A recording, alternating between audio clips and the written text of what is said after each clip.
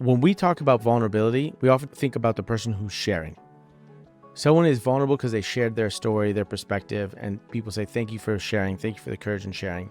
What we also need to acknowledge that's rarely not acknowledged is the person listening is also being vulnerable, especially in a relationship.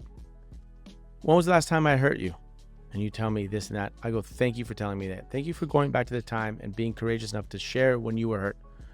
But at the same time, you can acknowledge me for sitting in that space and listening to, because it's our relationship and I disappoint you and I'm sitting there, I'm not cutting you off and I'm accepting and I'm listening and I'm holding the space for you to be seen. So the listener being vulnerable. If you're the CEO and you hear someone telling you, an employee, where the company can improve itself, why the campaign failed, why your leadership is a little confusing, you sitting there and taking that and listening to it is also an act of vulnerability.